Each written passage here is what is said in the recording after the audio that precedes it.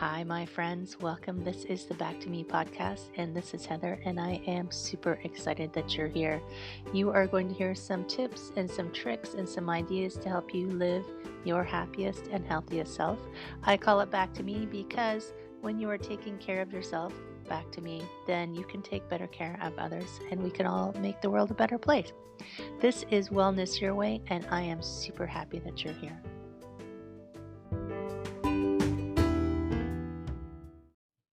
Hello, my friend. I hope you're having an excellent day. This is Heather. Welcome to another episode of the Back to Me podcast, where we are going to talk about all things wellness, all things that are going to help you feel better, or maybe someone you know. Remember, you can always share it with someone you know. Sharing is caring, my friends. And today I am talking to Monifa Harris, the Vocal Alchemist. And Monifa, I have to tell you, I don't know what a vocal alchemist is. So, Well, my specialty is confusing people, so that's fine. I figured I might as well go all out in the confusion land because when I say I'm a voice confidence coach, they still don't know what I mean. So I might as well have fun with it. But it is my ability to teach people how to use their voice to create new things in their lives or to have a new way of showing up and sharing themselves and coming into full self-expression. So it means a lot of things to me, but mostly it means that there's a way of using voice as a power to create change in your life. That's very cool. And my mind goes to a few things like, being able to speak up for yourself, but also the magic of words as actually being able to create on what people would consider kind of the woo-woo metaphysical side. But before we go there, because I'm always super curious, like, wait, this will make you stay tuned. But wait, there's more. Um, how how did you come to decide, or what was your path to become a vocal alchemist? I like that better than competence. It sounds cooler. It's so cooler. Yeah, for me, I always say it's a long road. It's always the long road.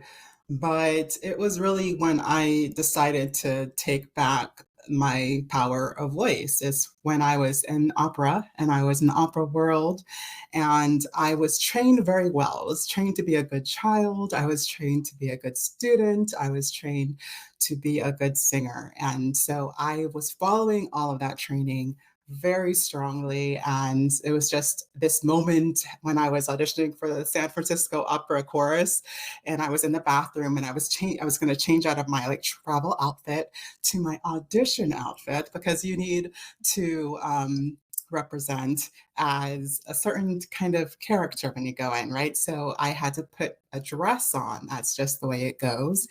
And I was like, wait a minute though. I'm cute though. I like my little pantsuit. I don't think I need to change anything here, right?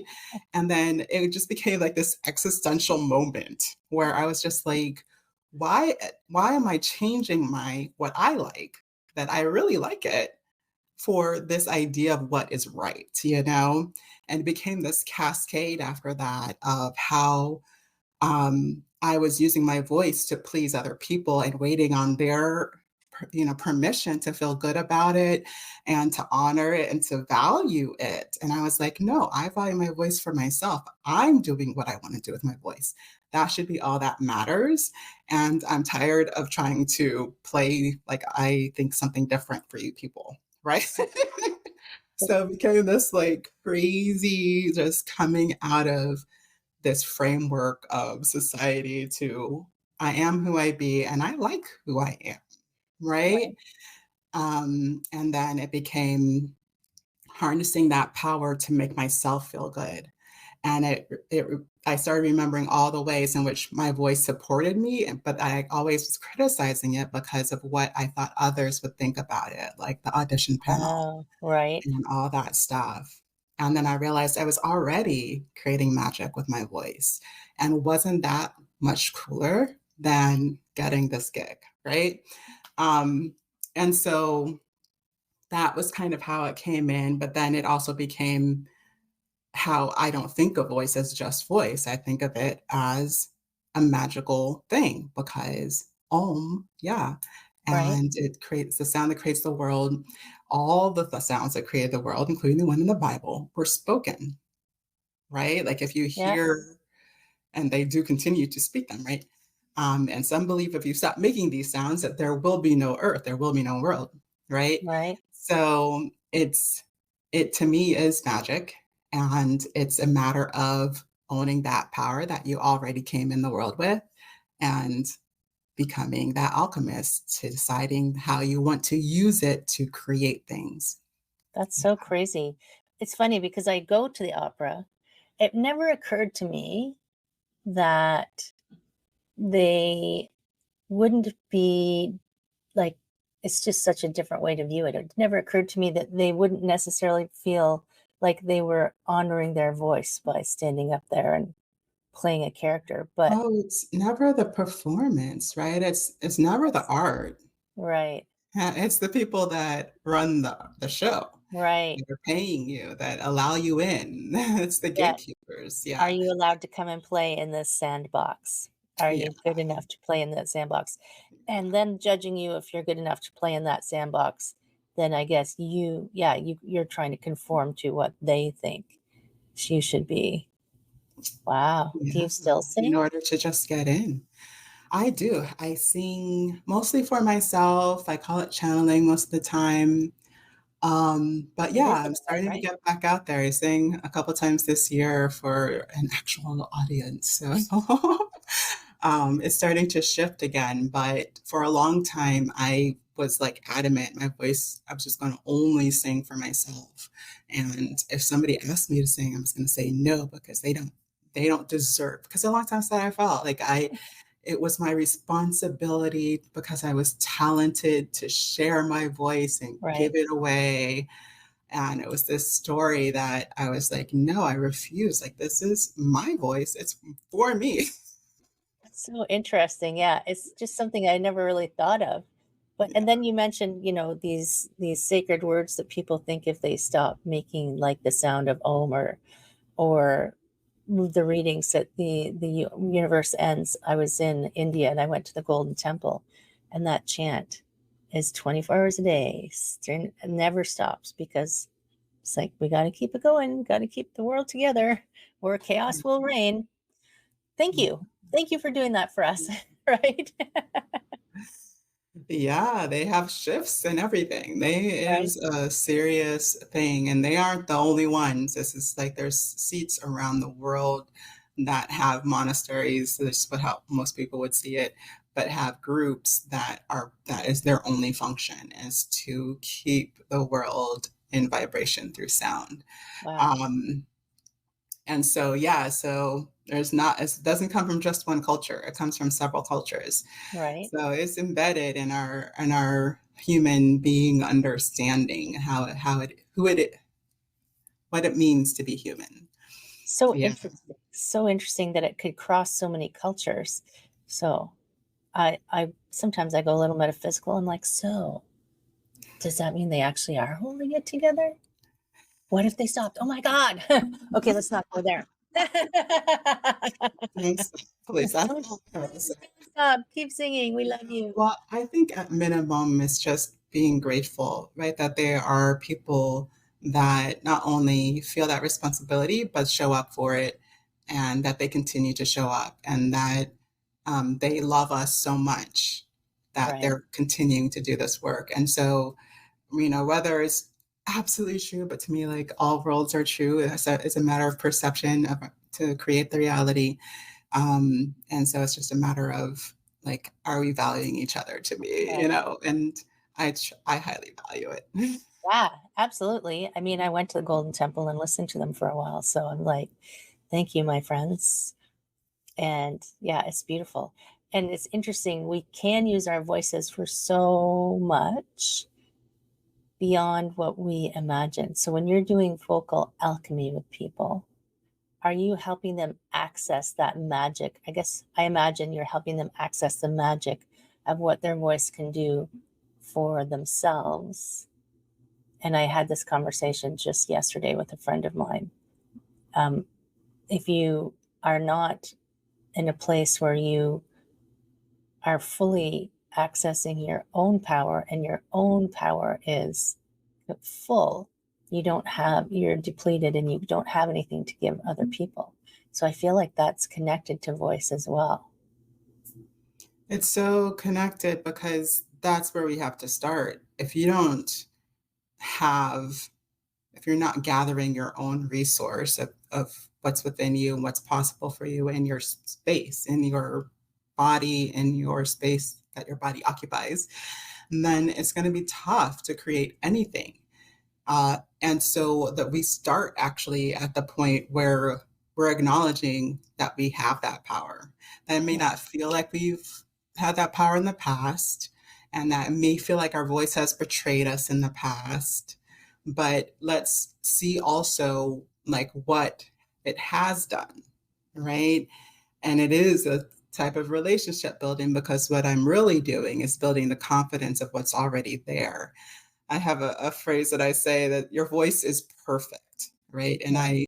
And it's like one of those things I wish I could hang on a table where people would come up and be like, "What are you trying to say?" You know, like Huh. like that would they would argue with me, because I would so go in for that argue. Right? Like your Well, voice is perfect, and in the same way, I'm sure you've had people come on and talk about how your body is already perfect. Like even if you're having health crises, that it's not because the body's not doing what it's supposed to be doing. It's actually because it's doing more of what it's supposed to be doing, and it's causing right, bigger problems and depletions. And it's the same thing with the voice. The voice is just trying to tell you what's really going on. And it's really just trying to fill the gap of the vibration that we aren't perceiving yet, right? right, And so if it's not doing what you want, it's not that it's wrong or that you're wrong or that your voice can't do it. It is that we aren't connected fully with our body, and it's the power of the voice, right? So which is, how does it function? And so it's a right, matter of building confidence. It's not just like kind of empty confidence. This is, how are you feeling literally? How do you feel about yourself? How do you feel about your voice? And then that's where the true magic lies, right? right. And your voice conveys more than the words that you're speaking. Because I'm just remembering, I was listening to a podcast for someone else, and he was talking to someone who was a voice coach, I think she was. And she was talking about, when you're speaking, people can tell whether you're just talking or whether it's coming from somewhere. Like the vibration behind it is different. That's so Yeah. fascinating to me. And that's what I try to get across to people. Like people are like, "You're a voice confidence coach. What do you do? Do you help people write a better speech?" No, no, no. I'm a voice coach, right? So because it's not the words. You can get the words exactly right.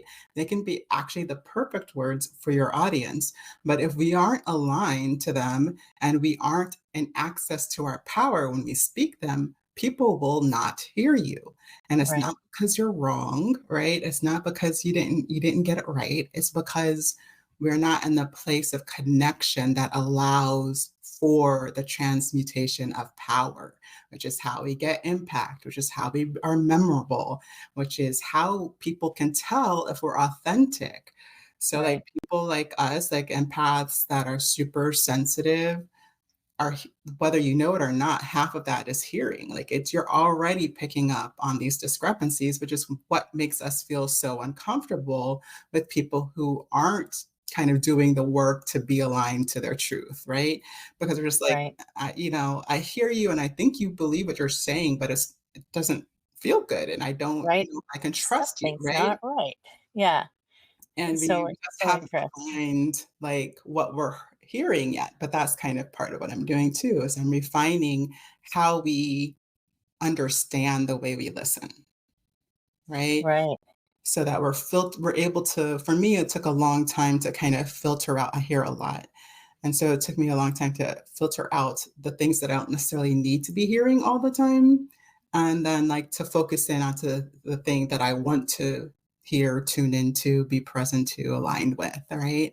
And so that's part of the skill that I'm teaching as well is I'm really helping people develop that intuition of what does it mean to hear correctly, which is another concept Right. I kind of hate, but that's the way people think about it. And and then to be able to enter either into the conversation or at least into the dynamic of the vibration so that we don't feel like we're outside the bubble, so to speak, all the time. But yeah, that's another thing. You can't hear wrong, guys. I can't leave it alone. Um, you can't you can't Go with it. hear wrong. Like if you're hearing it, then you know, be grateful because not everybody can hear it. Number two, you're hearing it the way you hear it. And there's nothing wrong with that. You hearing what you hear the way you hear it. And so don't make that wrong. Just let's understand how it is aligned and not aligned. What are we picking up? Is it really what we want to be picking up?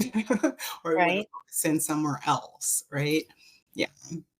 And I guess you forget, like, I I hadn't made that there's two parts to it. It's like vocal, you're sharing your voice, forgetting there's that other side, like that receiving piece of it. And you can't control the receiving. All you can control is the energy of the giving and trust that whatever it's supposed to be for that person, it is. Yeah, I don't like the word control, but we use it a lot because we like it. We want to be in control. We do. There's Right? no such thing. So I get it. It's a desire for all of us, and especially for me. But actually, it's the same way you would think of being receptive in energy work. If you've ever done any energy work, yes, you can hear differently. Not necessarily that, again, that is something that's other than what you're already doing. It's again just are we open to the full thing and are we open to the track that's going to get, like, if you're going into Akashic records, the whole universe isn't useful right now. Like we just need the part Right. that we're going in for. And so it's more of that. It's more like kind of understanding how to be in place where the information that we're desiring is. But yeah, and listening to, like, so this is really interesting because it brings up the like a crux for people that happens where there's some people that can't tell the difference, and I would call it, if you I wouldn't call it, but like you can compare it to the word tone deaf, right? Right. Or the concept of tone deafness.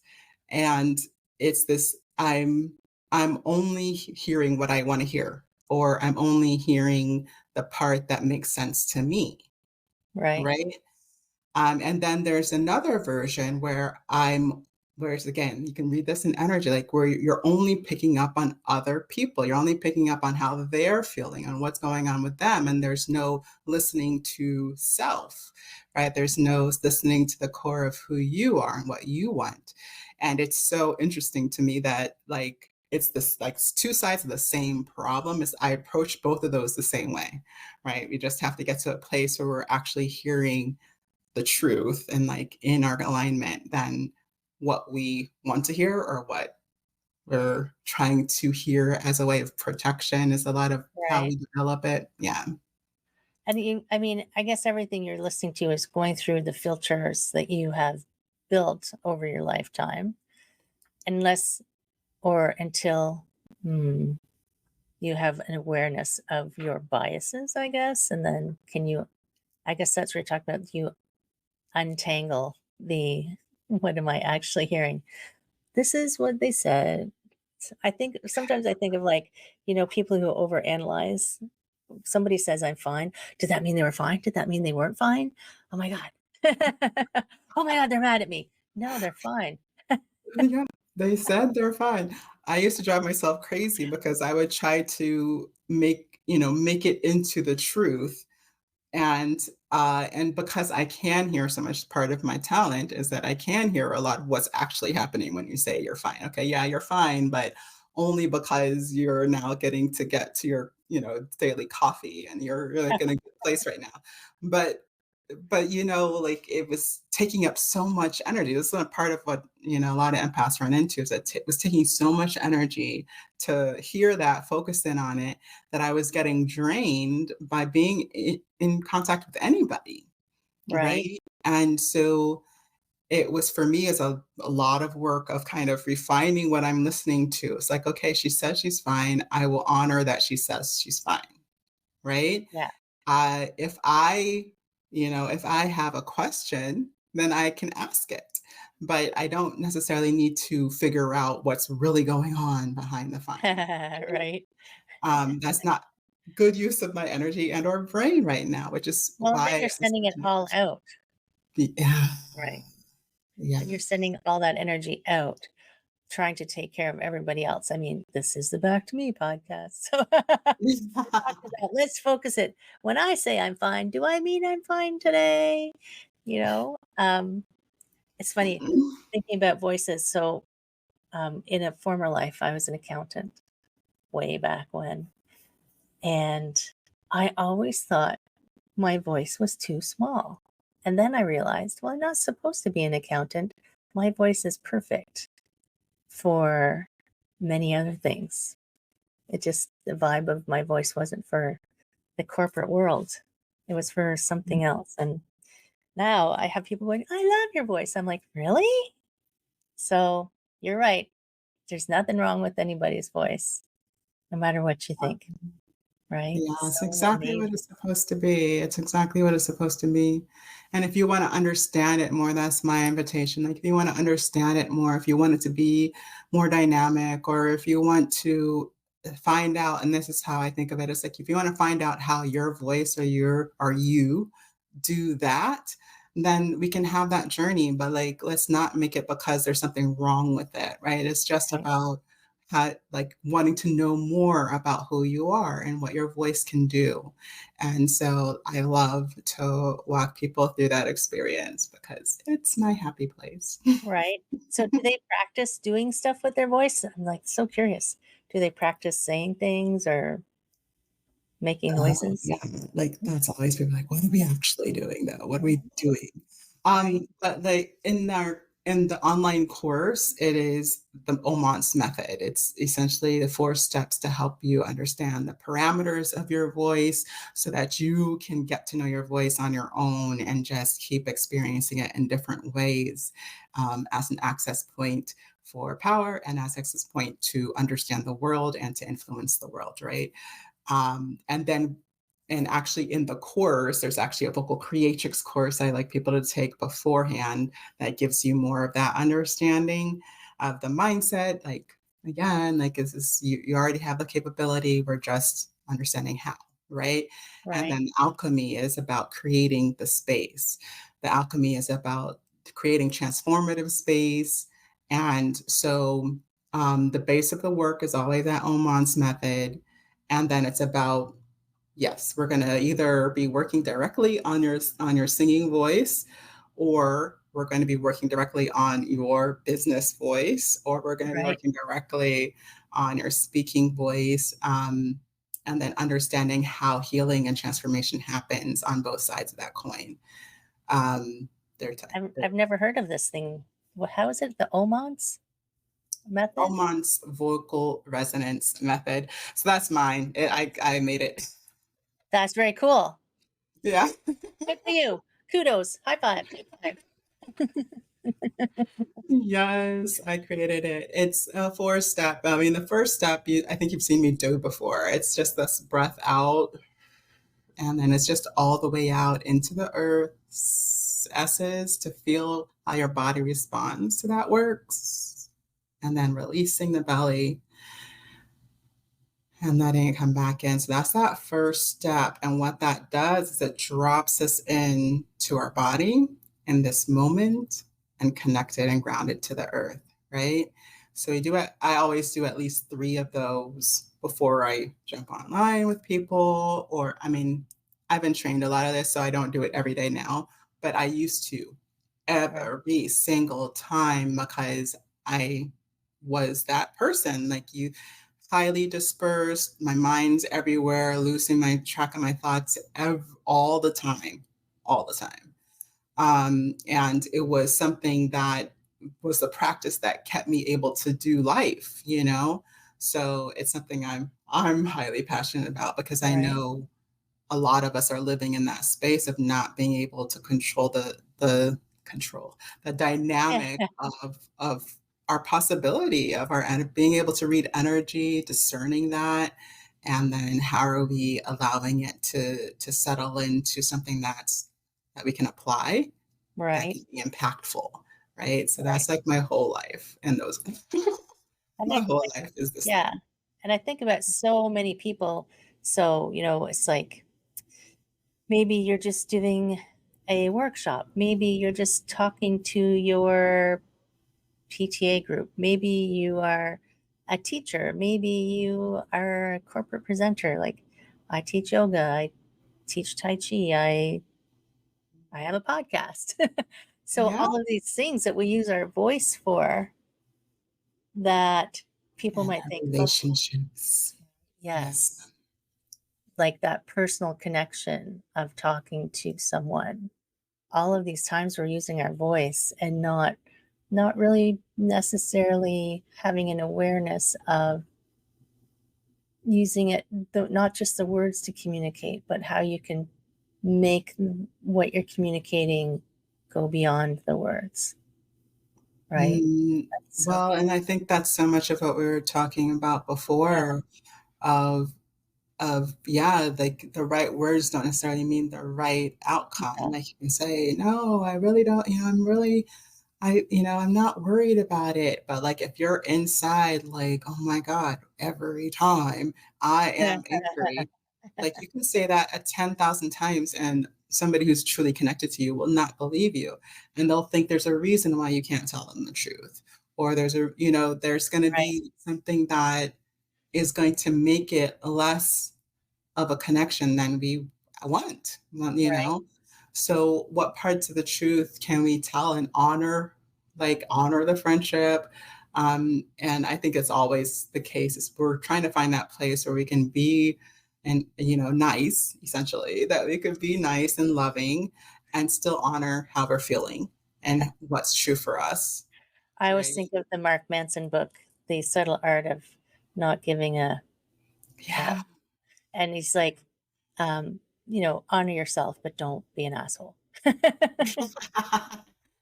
Well, and that's so funny because I'm really into astrology. So I have like two places in my gene keys, and it's the sun sign for my husband that have the key 22, right? And the shadow is dishonor, and the gift is graciousness, and the city is grace. So like what it means to me and what it has meant to me like is huge. It's like how I attract people and it's how I like perceive pain essentially, which is pretty much everybody's pain of how they're not seen and heard Right, and the pain that it causes, right? Of separation. And so it's this thing that is always a question for me, like it, and for a long time I didn't talk at all, or I was very quiet because I didn't want to be the creator of that pain. And I knew for some people, it really doesn't matter what you say. It's like anything you say will be interpreted in pain. And so I was like, well, if I can just be a loving presence, then they'll at least know that I accept them whatever's happening, that I accept where they are, right, and at the same time, like dishonoring myself and my own emotions because I'm not ever presented or held in that way, at least at that time, because I wasn't giving myself that space, right? And so, and then like that hint of resentment that starts to build in relationships when you're over giving. yeah, Um, and all of that was my process of like, how do I honor myself and my emotions while also honoring yours?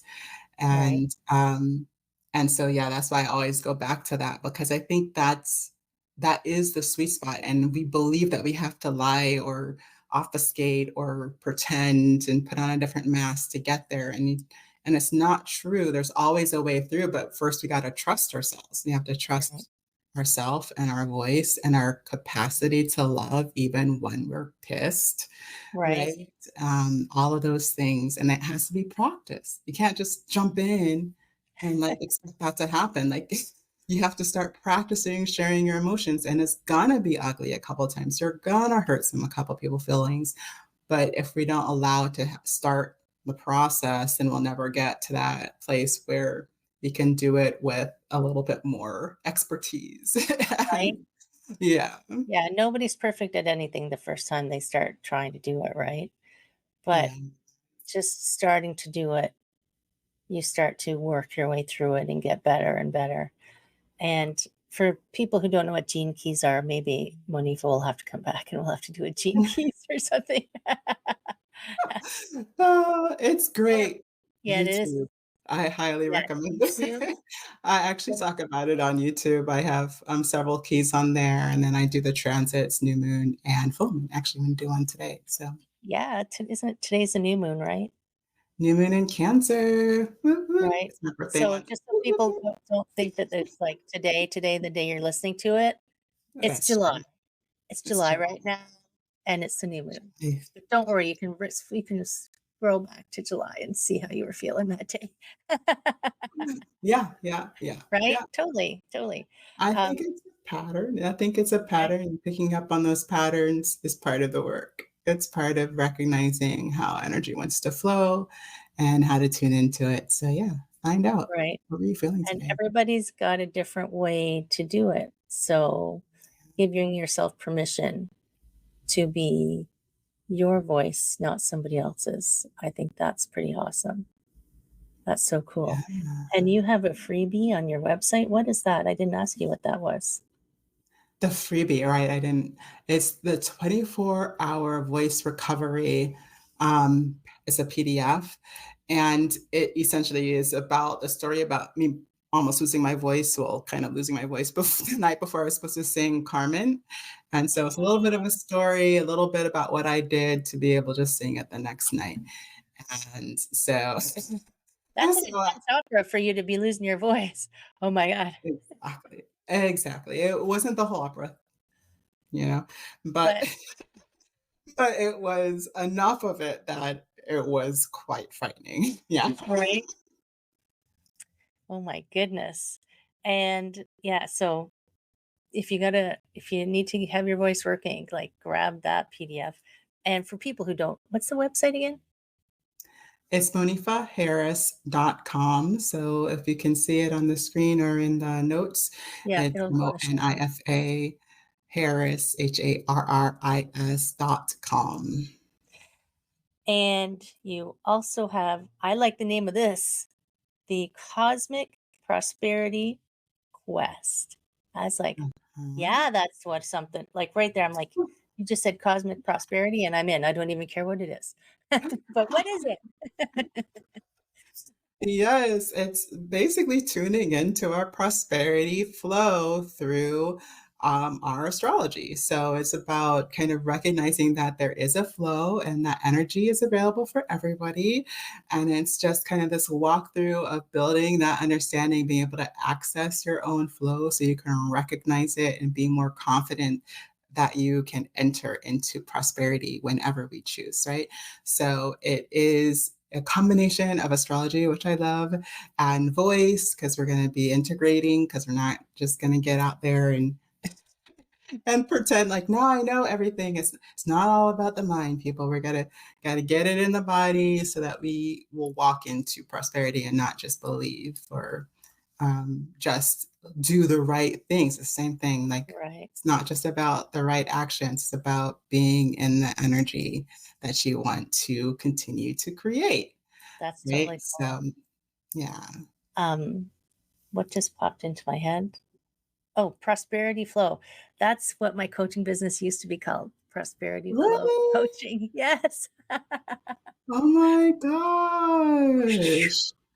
And the planets align again. Stars sparkle stardust down upon us. That's so cool. Right? Yes, yes. There's a reason why, things happen, and that's why we meet cool people because you're in a flow, right? Like, and Right? that's something that we can be really grateful for. So Yeah. it excites me. I got like little feels on the body. Yes. So cool. So cool. Oh my gosh. There's a lot. There's so much in there to talk about. And it's like I am a total geek for like, what about this and what about this? But we can't talk all day, sadly. We have to, well, we're going to honor our podcast listeners and let them run off and do the things they need to do. But before we go, so all of the connections and links and everything, friends, are going to be in the show notes for you. And I really highly encourage you to go and check those out because you don't know what you don't know when you don't know it. So go and check it out, right? I Yeah. always have my mind blown. Everyone I talk to, I'm like, what? I think I know a lot of things, but then I don't. Boom, boom, boom. Firecrackers going off in my brain. But before we go, the guest always gets the final word of wisdom. That's right. Yes, my final word of wisdom is that there's a way that you do things that you want to do like other people, right? That goes back to that idea of like, you can't be as good at being somebody else as you can be at being yourself. So what we're really looking for is not how to make the $1 million like so and so, right? It's what we're looking for is how do we make $1 million? And so the answer is always inside of you. So come back to yourself to do that. That's so cool. That's perfect. I'm not going to say anything else. Monifa, thank you so much for coming and joining us. Oh my goodness. Yeah, I feel like there's going to be a Gene Keys sometime later in the future. So stay I would tuned. love it. Right. Me too. Friends in podcast land, you know what I'm going to say. Give us some likes, give us some subscribes, share with your friends, do all the alls, and definitely go and check out that Cosmic Prosperity Quest. Like, holy cow, like we could all use a way to ensure that our voices are doing what we think they should do, what we want them to do, what we intend for them to do. I'm gonna keep playing until I get the right phrase, something like that. Thank you so much. Take care. Thank you so much, Heather. Peace out, friends.